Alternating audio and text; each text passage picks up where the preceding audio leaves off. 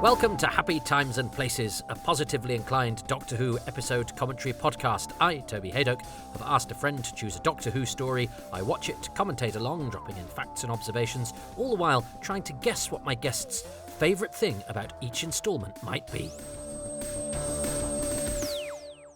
Hello there, Toby. This is Martin calling. Martin Holmes, the podcast guy. No? No. Okay. Anyway, I hope you are well. I've been a Doctor Who fan since, I suspect, my mother bought me my first Target paperback of Doctor Who and the Daleks way back in 1973, which planted the seeds for a fascination for the programme that persists, of course, to this very day. And whilst I might have spent way too many years trying to hide the fact whilst I was doing grown-up stuff like having my bleakly unsuccessful graphic design career and paying a mortgage, Doctor Who has remained pretty much the only constant thing in my life for about 50 years now, even if I rarely used to admit it, as I hid my book and VHS purchases from anyone else joining the queue at W.H. Smith's and sometimes pretended I was buying them for someone else.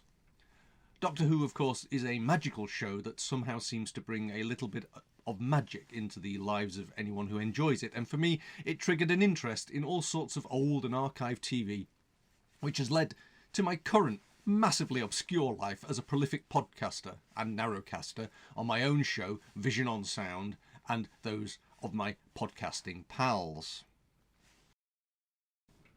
For this week's edition, I would very much like for you to watch all 4 episodes of The 10th Planet, which, as I'm sure everybody listening already knows, features William Hartnell's final regular appearance as the Doctor, and was first broadcast in October 1966, with certain key elements of it being resurrected for Peter Capaldi's final Doctor Who appearance in Twice Upon a Time on Christmas Day 2017. I love The 10th Planet, mostly because when I first got that Target paperback written by Jerry Davis, it seemed like the most exciting thing ever. The first appearance of the Cybermen, the last thrilling adventure of the first Doctor Who, the South Pole, space rockets, and great big Earth-threatening bombs, as well as, because my childhood brain didn't quite grasp the nature of the time shift of book adaptation yet, somehow predicting in 1966 that Roger Moore would one day be playing James Bond. It's a story that seems to have gone a little bit out of fashion in recent years, possibly because those imagined thrills didn't quite match what we got to see on our screens when the small miracle of actually being able to see old episodes of Doctor Who that we never thought we'd actually see happened during those VHS years. For me, growing up with no expectations of such things ever happening, that was such an exciting development that I can still forgive the fact that you can see the sellotape holding the costumes together, feel their anguish as another part of their costume falls off, and almost smell the sweat as the lights of the studio melt the supporting artists into their silver boots. And yet, as the prototype model for so many of the Base Under Siege stories that were to follow, it remains a little gem, and I don't mean that it's a tiny lettuce. Anyway, as with all Doctor Who, there's always a good reason to love it to bits, and so I hope you still manage to enjoy it as much as I still do. Have fun. Oh, what a brilliant introduction that was. Martin, I don't know if I've ever met Martin, but we've spoken, over the internet, and I've contributed to his podcast. I'm an avid listener to his that he does with Andy Priestner, the A to Z of television drama, where he and Andy look at some things that I've seen, some things that I've not, but they're always entertaining and insightful about them. And of course I listen to Vision on Sound as well. Martin is one of those sort of eccentric men experts who would have, were on telly all the time in the 70s and 80s, but have seem to have gone out of fashion now. And he's a joy to listen to, talking about his favourite subject, as I think that, very erudite and well observed and, benignly evoked introduction was put. And those of you, well, that's all of you who are listening, because he recorded that as a video, and it was made to look like he was a telesnap. Basically, it was the lines and the grain and the black and white wobble that I will put on my Patreon as I think is what I'm going to do now with the videos that people have sent in, because I asked people to send in videos before I realised just how hard it was to put a video together and put it up on YouTube, and something has to give. So, but anyway, it's nice to have things that are just exclusive for the patrons. So that's where you can see it if you like, if you want to see what he looks like, even though it's what he looks like in a simulacrum of what 1966 television looks like through a modern lens, which is appropriate. He also had a big coat and a hat on because he was in the Antarctic. So listen, that's what Martin has chosen. The 10th Planet, William Hartnell's final story, a story that I was introduced to, like Martin, through the medium of the Target novels. Our 10th Planet novel was one that had a particular aspect to it because it was well thumbed, but it meant that the spine had kind of bulged, so it had a big, thick spine. It seemed like it was a bigger book than all the others, even though it turned out not to be. But it seemed like it was sort of old in that sense, in the way that, some books of older stories might not have seemed. I mean, our book of Doctor Who and the Daleks also seemed very old, but I'll go into that, I'm sure, when I do those 7 episodes. I'll need something to talk about. But also, of course, it had an illustration on the back of the Cyberman with a beam of light coming from its torch, and of course, it had the Cybermen themselves on the front, revealing to young me that the Cybermen hadn't always looked like they had in the famous pictures that I'd seen. Particularly the most striking one at that time for me was the one of the Cybermen on the steps of St. Paul's Cathedral. So the invasion Cyberman was sort of my default image of a Cyberman, especially, of course, as that's what appears on the front cover of the Moonbase and Tomb of the Cybermen, even though they weren't like that in the story. And that was another shocker, but we'll get into that on some other podcasts, I'm sure. So the 10th Planet always had a certain sort of vibe about it, slightly venerable, but also slightly a sort of one-off element to it, because my brothers had told me no they changed those Cybermen, and we there was a kind of even then when one was inclined to look back on television at old things with a certain reverence. One venerated what had come before in the old days rather than decided one could do better and that everyone involved was probably a racist. But those were more innocent times, and we were sort of respectful. But anyway, those Cybermen were felt to be a slightly embarrassing mistake. It was like, well, it's a good job they changed those, because those Cybermen look terrible, and it was our received wisdom that the first Cybermen, and this was even covered in the 30 Years in the TARDIS documentary, where that Cambridge professor David Deutsch says, I think it was him that says it. The first. No, it's not. It's somebody else. But anyway, says the first Cybermen are rather absurd. It's Steve somebody, isn't it? Are rather absurd creatures. Steve Barclay. Anyway, it doesn't matter. If you know, you know. If you don't know, you can check. And there's no point me scrabbling around in the dirt trying to recall a name. But it's that guy who says the first Cybermen are sort of absurd creatures. And I think that was the feeling. Now, that's something that I think has changed, interestingly. My view on the first Cybermen definitely has, but they're not in this episode, so I'm sure I'll talk about them later. And, of course, it also had on the front cover of that book of the 10th Planet, the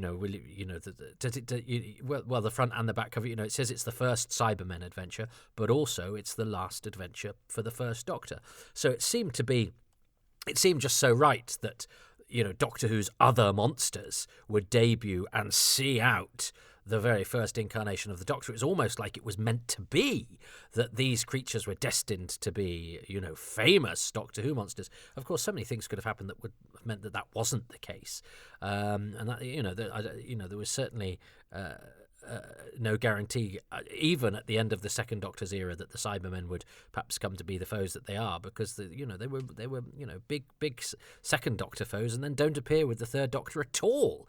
And Jerry Davis's books. Jerry Davis was one of the small number of writers who wrote those early Target novels, so they all had a special feel about them, and he was definitely the Cyberman guy. And I discovered later, of course, that he'd been the script editor who had helped to steer the show and create the sort of vibe that these kind of adventures have, which I know we'll dive into when I start watching the episode, because they do have a particular feeling about them, and it's a great turning point for Doctor Who. And some could argue that when Innes Lloyd and Jerry Davis come in, Doctor Who is never quite the same again. But we can go into that as we watch. But yes, the 10th Planet had a real feel about it, because it was one of the early ones that one knew about, and yet a bit like when we talk about the Ambassadors of Death and how it's slightly untouchable even today, it did feel dusky and fusty and old until I read it, when it seemed actually like quite a straightforward, exciting, almost like an American series, because it's got a base and it's got military and all of that. So my feelings about it, the vibe I get from it, has sort of altered the more I've been exposed to different elements. And of course, there's a Doctor Who magazine comic strip, The Junkyard Demon, that has a 10th Planet Cyberman in, and that seemed to be evoking something. That actually made the 10th Planet Cybermen seem sort of cool and retro and funky, actually, in a way, and that helped to redeem them slightly in my eyes. And then I got it on VHS on bootleg originally, where it was definitely one to collect, and it was one of the ones that was of better quality, so I didn't have to particularly watch through scratches and hazes and jumps and trying to discern what the action was. It was pretty damn good quality, and because it seemed quite modern as well, because everybody, they don't dress them in funky space gear or anything like that. The humans, it sort of had aged rather well, and it had aged better than a lot of the Hartnell stories. So it's one that I've always enjoyed, but and looking at the sort of all-time classics and all-time clangers, it was always pretty high up in the Hartnells. But we did have a habit, I think, of firsts and lasts always got an extra bit of a boost because they were more famous, and I think we assumed that any story that had something remarkable happen in it, that the production team might have gone the extra mile like they do with the season finales or whatever in this day and age. But that wasn't necessarily the case, and I think it has fallen in reputation recently. And I watched it not that long ago, and I thought it was okay, but I didn't commit too much to what I thought of it, because I knew that I would be doing this at some point. And I've always enjoyed it. I've always thought it was a strong production. So let's see how we go watching it this time around, and of course how I respond to Martin's view of it, which I will come to know as I listen to each of your favourite things at the climax of each instalment. And if you're new to this, what I do is I listen to his favourite thing after I've chosen mine, and if they tally, then I get a point, and if they don't, then he does. And at the end, if more of my choices match his than don't, I have won. I've won, I think, 3 times out of nearly 100. So the chances I've got about as much chance as William Hartnell has of making out of this adventure alive. Anyway, I'm on the BBC iPlayer, and I do have a TV license, and I am going to watch The 10th Planet in 3, 2, 1. So here we have it. It's extraordinary, isn't it? William Hartnell's last Doctor Who story. And as we will discover, I mean, he has his last hurrah pretty much, halfway through the story. There's not much of him in the second 2, and this comes on the back of, John Wiles having very much minimised his involvement in a lot of stories, and that hasn't necessarily changed too much. Although he does quite a lot in the War Machines and the Smugglers. So I think Innes Lloyd, trusts him a little bit more. But the Celestial Toymaker, he's barely in, and so, he's been he's almost seemed like an unwelcome guest in his own show sometimes. But so it's nice that this starts pretty traditionally. Well, it starts with a spelling mistake, Kit Pedler with 2 T's. But I do like the anything that attempts to funk up or change or give a distinctive aspect to the necessary business of title and author and episode number. I always think, if you're going to make an effort with that, I'm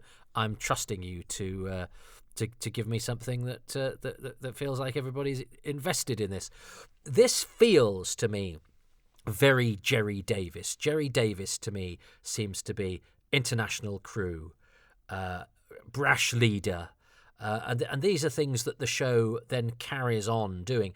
And carries on doing, I love A Base Under Siege. I loved films like The Poseidon Adventure at Christmas and that formula of trapping characters in a heated situation, and as things hot up, the nerves fray, and, brave people sacrifice themselves, and hot-headed people learn a lesson or redeem themselves, or, all these sorts of different things.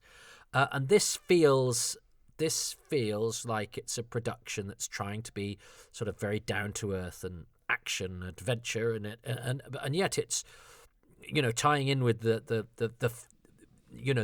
spacefaring actuality of real life in the 1960s. That there was an eye to the stars, and this foresees a time when these sorts of shots are what people are getting up to, with a black astronaut played by Earl Cameron, not the first black actor to appear in Doctor Who, but certainly the first to be an actual sort of billed guest star, because the guest stars of this are Robert Beatty and Earl Cameron, and here we have Shane Shelton as Private Tito, who's not Italian, but they do have some saucy pictures on their walls, which is a bit...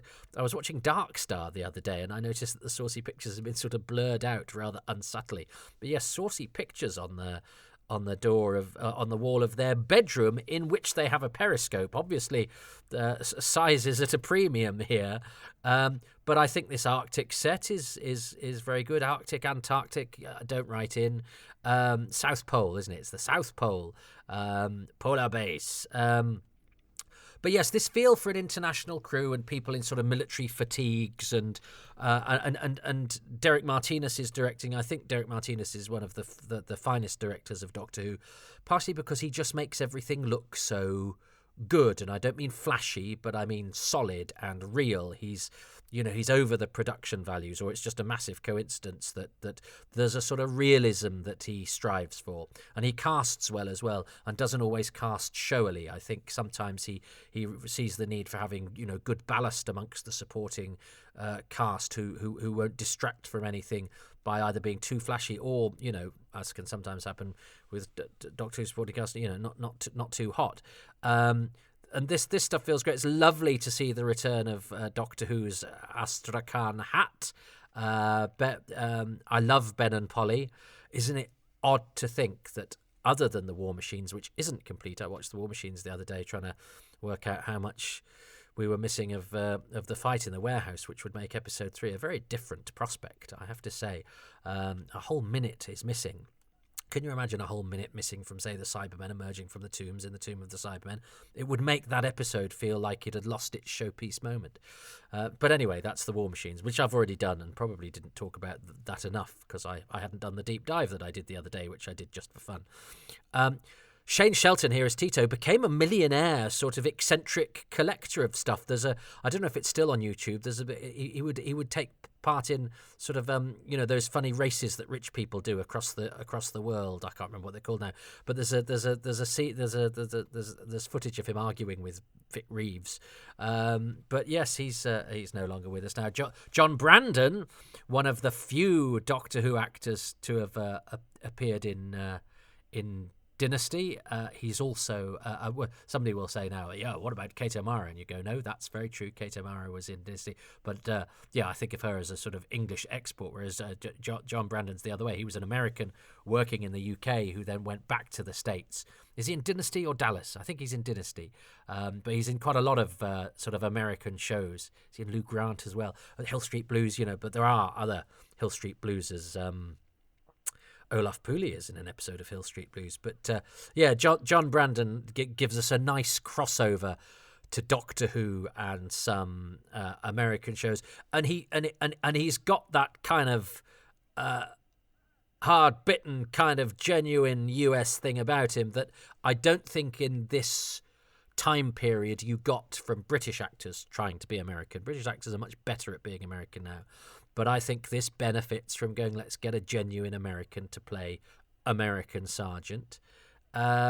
He's just got the sort of immediacy that doesn't feel like, a theatrically trained British drama school actor giving his American. Actually, Private Tito reminds me a bit the first time of Vito Coppola from Strictly Come Dancing, who is a rather sweet-natured. He's slightly more of a bear, but he's a big, cuddly bear. But having thought that Shane Shelton's not actually that great as Tito, but actually this time around he does feel a bit like the sort of sweet, innocent Vito Coppola from Strictly. But there we go. Robert Beattie, of course, is the genuine article in the sense that he was a Canadian. And Canadians are acceptable Americans on British television. Well, I mean, they're acceptable Americans on American television. I've been watching The X-Files a lot recently, and I'm shocked at the number of aboots that seem to be to get past the American program makers. Could at least try and do an American, because there is a subtle difference between the Canadian accent and the American accent. But I think it's acceptable on British television, certainly if it's acceptable in The X-Files, but I'm surprised it's acceptable in The X-Files. I love this. BT, I think, ad-libs the I don't like your hair. He and Hartnell were mates, so that's quite nice for Hartnell to have on his last. Now that's unusual as well, because that's a cut, isn't it? Because Cutler has literally just left, was on his way out the door, and then suddenly we've got him coming down the stairs here. So that's definitely a cut. It's which makes it feel just a little bit faster than, in some stories where you would be used to a little bit of a delay having to happen in order for one actor to get to a set or another. Peter Kindred is the set designer. There's David Gillespie Pratt's done some very good work on looking at some of the set work in this story. So have a look at his Twitter. Peter Kindred, who I've had the pleasure of interviewing, he also designed Fawlty Towers and Fury from the Deep. So he's a man of great pedigree. Although that said, I'm not sure why there are curtains in the base. But here we are, 1986. Which would have been one of the changes made to the colour version of the 10th Planet that never happened, that was an April Fool that Doctor Who magazine did, that made me for years think that episode 4 existed, because part of the April Fool was to say that the story had been found in order for it all to be colourised, but it was all a ruse that I was too young to understand when the punchline said, production starts on the production. The code is the date of the start of the production, the 1st of the 4th, 86 or whatever, 1st of April. It's an April Fool. I did not get that. It wasn't until I started collecting the bootlegs that I said to the guy, "Oh, have you got the colour 10th Planet?" And he went, "No, that's not a thing. That was an April Fool's." David Doddermead here as Barclay, I think, is a lovely actor. I think he is, because Barclay is Australian in the book, isn't he? But I think he is very good in this, and exactly the sort of solid, decent support that you need. I had the great pleasure. I treasure the photograph I have of me standing between these two astronauts, Alan White here as Schultz, and who is Australian and is doing an Australian accent, because that's his genuine accent. I say that pointedly to my friend Johnny Morris. And here we have, the wonderful Earl Cameron, who I was delighted. I sort of pushed for them both to be on the commentary for the 10th Planet, because Earl Cameron was on the documentary, and John Kelly was like, well, we should get one of the astronauts, and I'd in fact put somebody got in touch with me, my friend James had got in touch with me to say that he knew Alan White, or somebody he knew was related to Alan White, and that message was passed on to somebody high up in the DVD range, whose work ethic is perhaps not the same as mine, and I wasn't being paid for this sort of thing, and they were, who said, "Oh, the commentary has been done." Basically, sod off.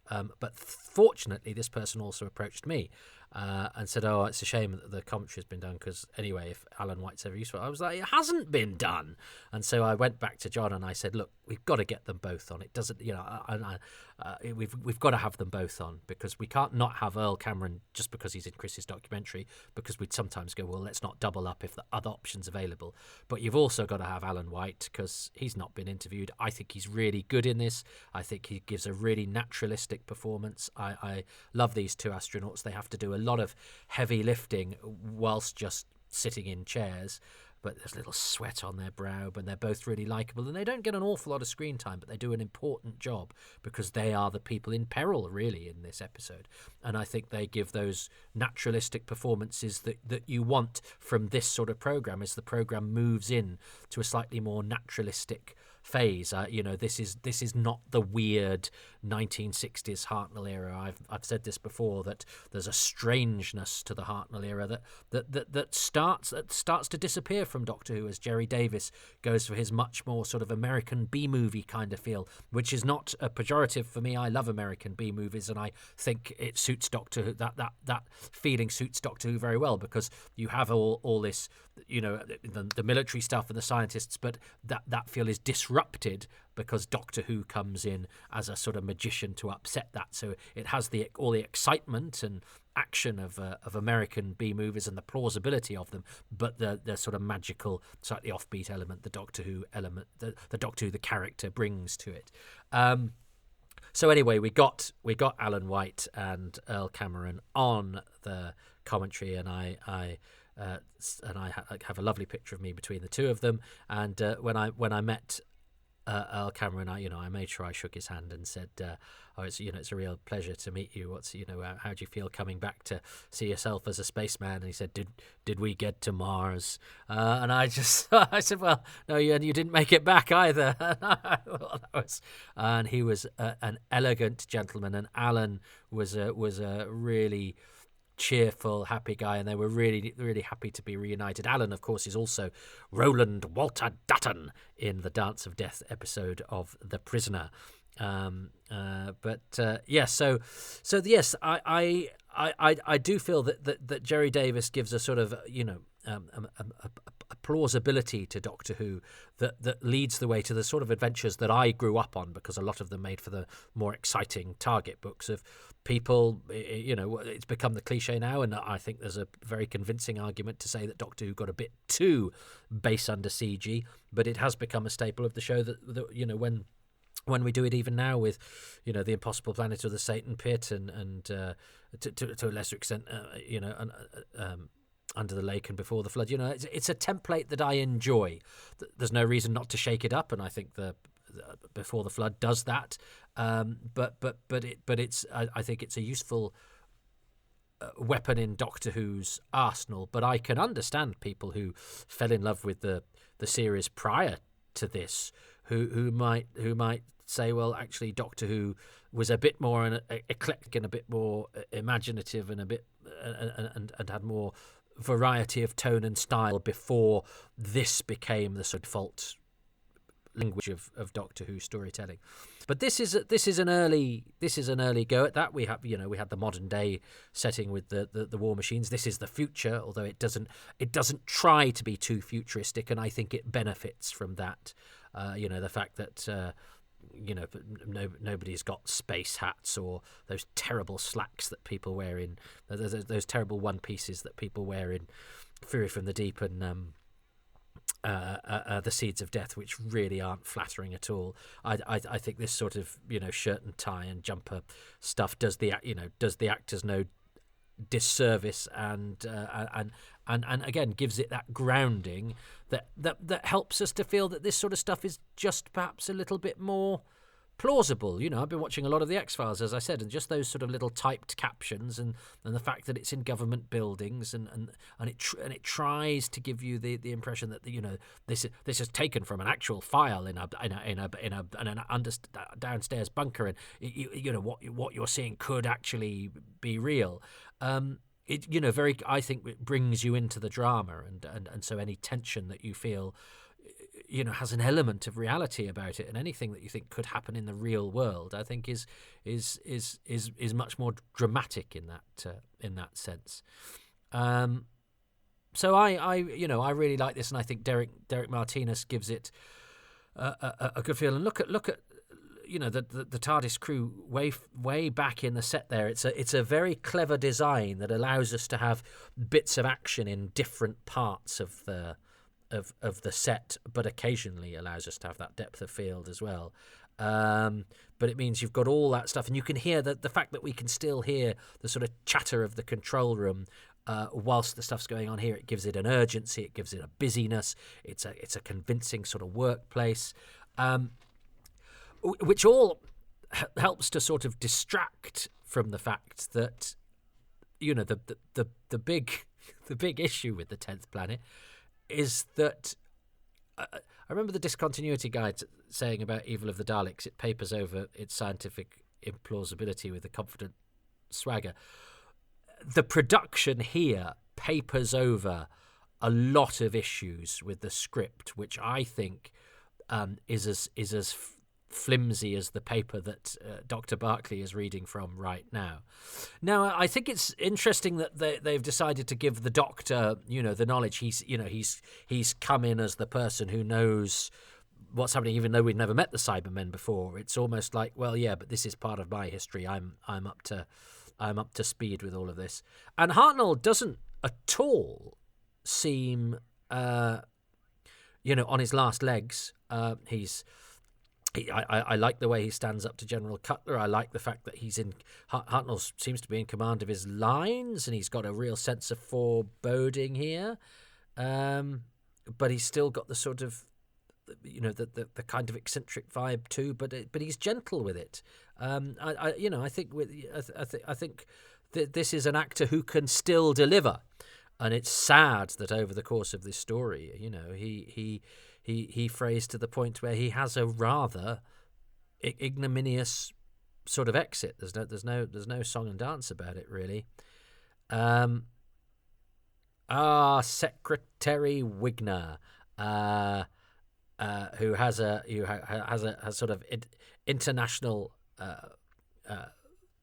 sort of gang hanging around his office, which is you can feel that there's something in the air.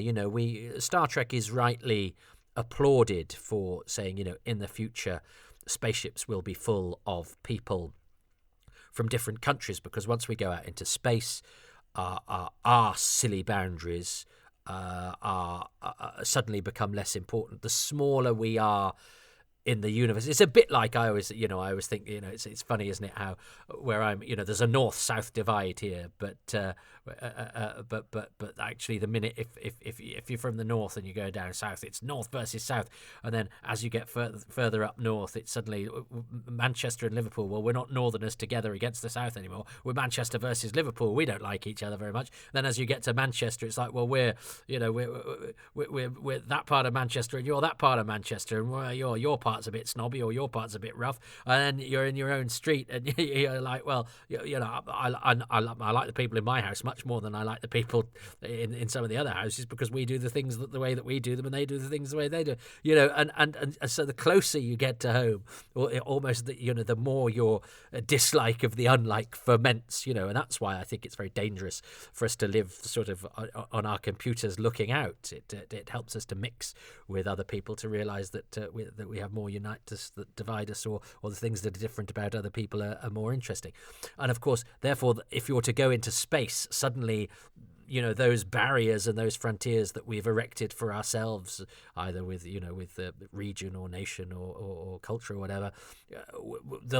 I'm sure there will be more than that unites us than divides us when we bump into the Martians, or just when we look back on Earth and see how sort of small it is on the greater scale of things. So why did I disappear down that rabbit hole? It was something to do with so it's to do with the multinational makeup of the crew, which Jerry Davis, I'm assuming, is taking his lead from something like Star Trek, or is it at least on that wavelength. And it's no accident, I think, that he went out to live and work in America, and I'm not surprised that he fitted in there, because I think his storytelling does feel a bit more like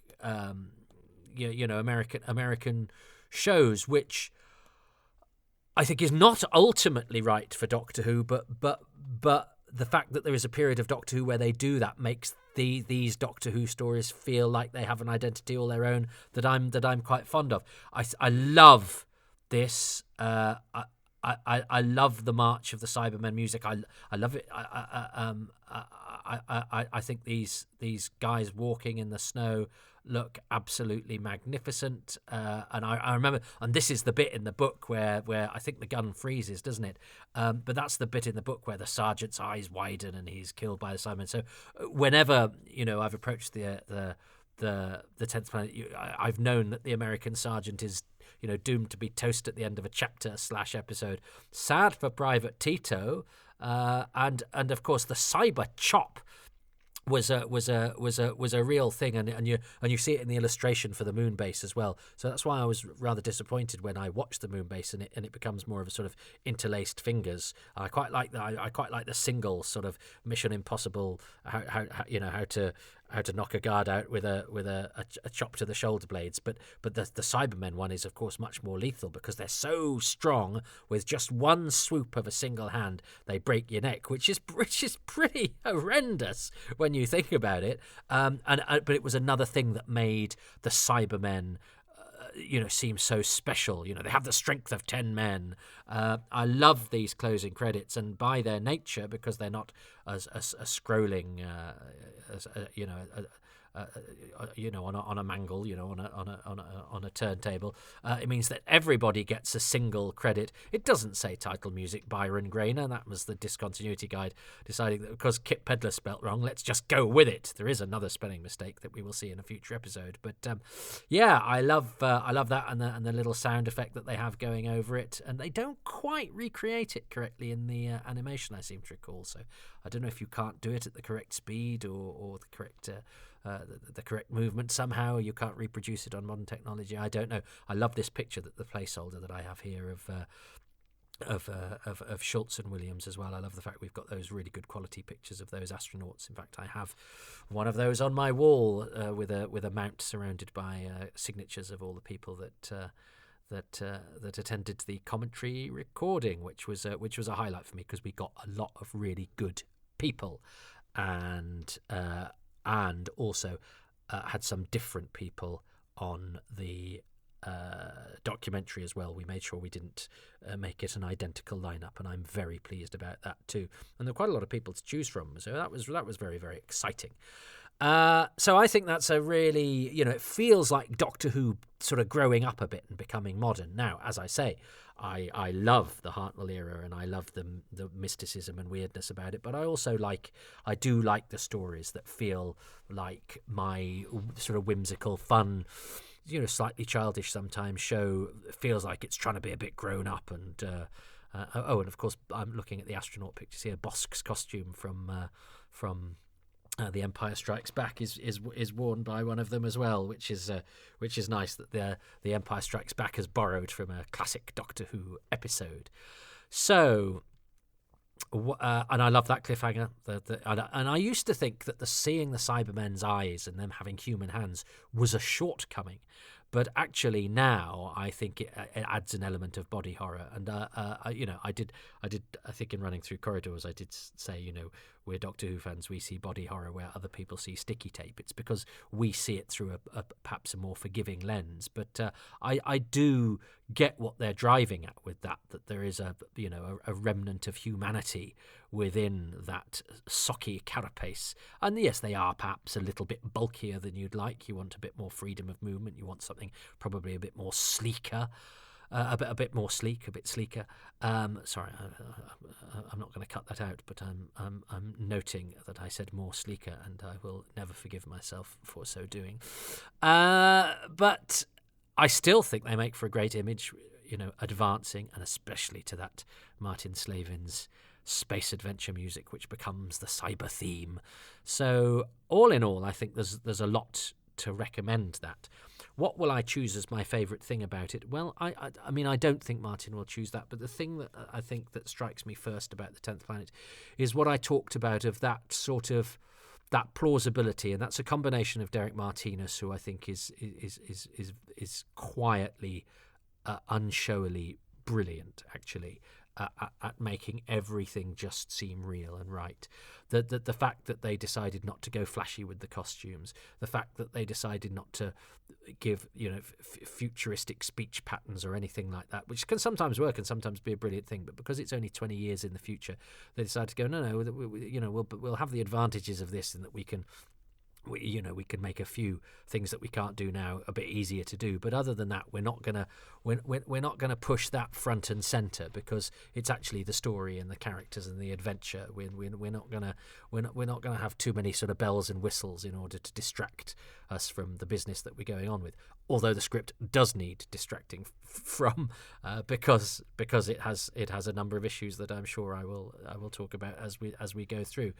But how they distract from that is just by making it very engaging, making it very tense, and making it very plausible and real. I believe it. I believe everything that is going on, and that is because of the feel that Jerry Davis puts into his script. As I say, the story is problematic, but the feel that it just feels sort of modern and fresh, and the militaristic thing makes it seem a bit grown up. The fact that Martinez mounts it sort of so convincingly. It's just so I'm going to go for its sort of plausibility, its lack of sort of whimsy and fairy tale. And sometimes Doctor Who can go too far there and try too hard to be sort of grim and gritty. And I think sometimes Doctor Who fans, and I include myself in this, sometimes want Doctor Who to be as hard as nails, but actually we wouldn't like it if it was hard as nails like other shows. But I think I do like it sometimes when it shows it's been influenced by other shows and taken all the advantages of those into Doctor Who's format. Because Doctor Who without its sense of humour and without its whimsy is totally lost. But Hartnell provides that, and the little bits of fun that the actors have, and that interaction between him and General Cutler. But Hartnell has a lightness about him that stops it from being too hard boiled, if you like. But it is in Doctor Who terms, it's pretty sweaty and dramatic. And Martin alluded to that, didn't he? So yeah, I'm choosing my favourite thing for part one to be the sort of general feel and tone of the whole story, which is one that's gone for realism and which I think helps the adventure. Let's see what Martin has chosen as we glance through him through the murky lines of the telesnap come to life. That is the medium that he has chosen to communicate with us via. So that was episode 1. Brilliant, isn't it? I mean, I know one or two of the accents are pretty dreadful, and that effect shot of the UFO landing is iffy at best, but you have to admire the sheer ambition of the whole thing. There's so much to love. A custom title sequence, stock footage, the scale of that South Pole set, and the Snowcap base set too. The world building, small touches like the set dressing in the bunk room and the blokes that live there being properly blokey. Polly and Ben being just lovely. Billy being brilliantly doctorish. Robert flipping Beatty of Dial 999 and Where Eagles Dare. That cliffhanger. But I think my favourite thing is just that Earl Cameron is simply there, without any fuss or bother or need for anyone to remark upon it, playing one of the astronauts in the Zeus 4 capsule, in an era when the world really looked up to astronauts as the elite of humanity. Ah, that's a lovely point, actually, and maybe I should have chosen that. But I think actually it's a tribute to how organic it feels, which actually again it ties in with that thing about it being unshowy. That sort of disguises how remarkable that was, because prior to this we've not had many actors of colour in Doctor Who. There were some genuinely East Asian actors in Marco Polo. We've had the odd supporting actor or actor under makeup, behind a mask or whatever, of colour, which I suppose doesn't really count, but I suppose at least they're employing people. Dwight Wiley, the radio announcer in the War Machines, but he was the genuine article. He was genuinely a radio actor, but a radio broadcaster, a radio announcer, but he was an early, I think probably the first black radio announcer. So he's there more because he's the radio announcer than because he was already a product of forward thinking via a different department, really, if you like. I don't think Doctor Who can take the credit for that. Then you have Jamaica, Elroy Josephs in The Smugglers, who is a very different sort of character to One Story Later, who you get here, who has, I hadn't thought about that yes, pioneering, spacefaring, brave astronauts, the pinnacle of human achievement, and very undemonstratively, one of them is black, and I think that is remarkable. And Earl Cameron was such a remarkable man. I'm so pleased and gratified that I got to spend some time in his orbit, a less dangerous orbit than the one he is in, the 10th Planet. It's to me one of the great the great achievements that I had. Sitting between those two men, I think one was 89 and one was 92 at the time, and I just felt so blessed. And I knew it was it was a very special and rarefied situation. So yeah, Martin, a great choice. But Doctor Who fans, stop beating yourself up and looking for one or two of the accents are iffy, Martin. Only one of the accents in that episode is false, and that is Shane Shelton as Private Tito. Everybody else is doing their genuine accent. So don't let us default to the idea that because there's an accent in an old program, it's got to be a bad one. Sometimes genuine French accents. I remember there was a guy in The Archers who was French, and I remember my mum going, "Oh, it's a terrible French accent," and he was actually French and he was using his own accent. But sometimes when things are incongruous, I think we are, and our ear is trained to. I know a German comedian called Henning Wen, but he doesn't have the German accent that you expect of a German, because obviously German accents have different regions, just like any British accent, and because his accent is slightly unusual to us if we're used to the sort of Germans of British television who all tended to sound a particular way, and actually if you'd done Henning's accent and you'd given that to a German character in a program, you'd have gone, that guy's doing a slightly wayward accent, that's actually his real accent. So sometimes I think we are trained to expect certain speech patterns from certain nationalities and then go, oh, when they're not that's a bad accent. Or I think we also are so self-loathing, we go, well, the things in our old programs must be a bit naff because they're old and it's our program. Only one of the accents is false. So that's one of the many hills that I will die on. So I think that's a good choice. Martin, I enjoyed that episode, but it means that because you chose, I think something that is that speaks to something much more important than what I chose, and it is another example of our show being quietly brilliant and an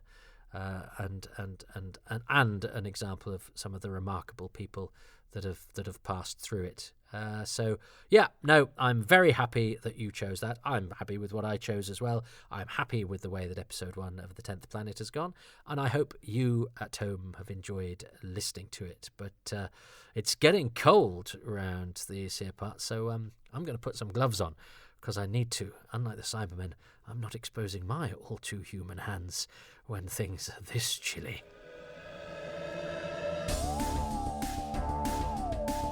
Thanks very much for listening to Happy Times and Places, which is presented by me, Toby Haydock, and my special guest, Martin Holmes, whose podcasts I'd love to direct you to.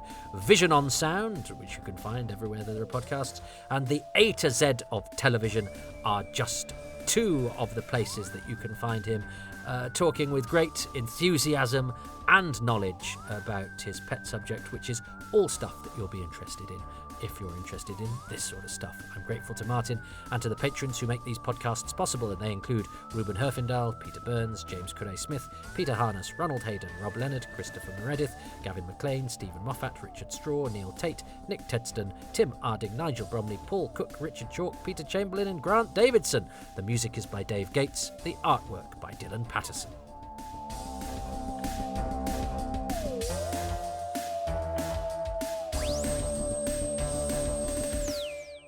If you would like your name added to that list, then you can become a patron by going to patreon.com/Toby Haydock, where there are advance releases, there are exclusive releases, there are pictures of my dog, there are special videos, there are monthly AMAs. There's usually things popping up 3 or 4 times a week, and you are well in advance of what's out there in the usual places that podcasts are found. It's £3 a month, and for that you get access to everything that's there. It's very egalitarian. Everything is available at the lowest tier, although there are higher tiers should you be inclined to go there. You can go to ko-fi.com/Toby Haydock if you don't want to have a monthly commitment but would still like to contribute every now and again, and to, fund the way that these podcasts are done these days. That's the model. That's the one I've adopted, and people seem to like it because you can fund it if you choose to. You don't have to, and if you choose to, you can fund it at whatever level you like, which I think, embarrassing though it is to ask, is still as optimum a way as we can find of doing it, and I'm very happy doing it that way, and I'm very grateful to everybody who has contributed. But I'm equally grateful to those of you who just listen and enjoy. And if you do listen and enjoy, well, you've made it worth my while sitting here and talking. But if you could convey that enjoyment on social media, or by telling your friends, or by pointing it out to people, then please do that by liking as well, and subscribing, thumbs-upping, and perhaps giving a few lines of review alongside the 5-star rating that really helps to tweak the algorithms of this podcast to orgasmic levels. And who doesn't have an orgasm? I'm on social media. I've dipped my toe into Blue Sky. Can you dip your toe? Hey, don't dip your toe into the... I'm flapping my wings in Blue Sky, whilst also hanging about in X. I don't know if I'm moving from one to the other, or I'm going to do both. I don't know. I'm also on Facebook. I have a Facebook page, which you can follow for details of all my work and things. And I'm on Instagram at toby.haydock, and my comedy club Excess Malarkey is at Excess Malarkey, and that is also on Facebook, on Blue Sky, and on Instagram. So do join and have a look. And there we have it. I mean, it's very cold outside, but not as cold as it seems to be in the South Pole. So yes, winter has its icy grip. I was going to do another story that's slightly associated with the cold. Now I was going to do Empress of Mars, but time is a little bit short. I always get caught out a bit in November, and so I'm doing a classic. But I've been in a bit of a Capaldi mode recently. I've watched a lot of Peter Capaldi's and really enjoyed some episodes I hadn't seen for ages and ages. And I've got some of those. I have banked the contributions of prospective Happy Times and Placesers who've earmarked some Capaldi's for their delight and delectation. So expect me to mix up some of the classic releases with some new series releases, which I need to do because otherwise I'll run out of classic stories. And it's really hard. It's much harder doing the new series because the episodes are twice as long.